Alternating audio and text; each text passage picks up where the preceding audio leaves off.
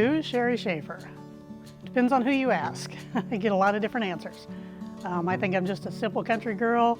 I grew up around tractors and I was very passionate about it through the years. And somehow I turned my passion into my making a living. And if you do what you're passionate about, it's not like working any day. It's just fun.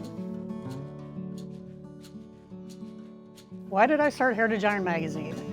I can see a trend turning. The guys that liked the older steel wheel tractors are getting older, and then my generation was coming up, and they wanted to learn about tractors that they could relate to. They couldn't really relate to a two-cylinder or some of the older models, but this is what they grew up with or their grandpa had. It's their first memories, and I wanted to preserve that. There's a lot of information on the internet of the newer stuff, but the older stuff back then, when the internet wasn't around in 1960 when all this was coming on, and there weren't a lot of cameras being taken, everybody wasn't walking around with a cell phone. So there's a lot of information out there that it's still there, but you got to get it. And somebody's got to go gather this information, and that's really what I wanted to do. I wanted to give these guys something that they could sit down and read and relate to.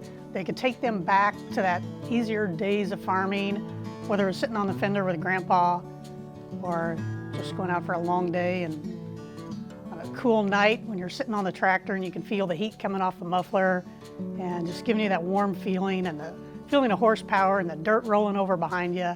It's hard to describe it. I would like Heritage Iron to be like the encyclopedia of muscle tractors.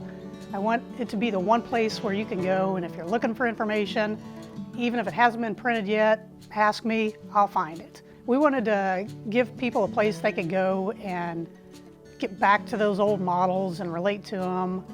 The best part of being with Heritage Iron Magazine, I mean, putting a magazine together, that's a lot of work, but when you get to go out and you get to talk to these guys and they get to tell their story and bring their history back to life and remember things that have been forgotten, it's just, there's nothing that compares to that.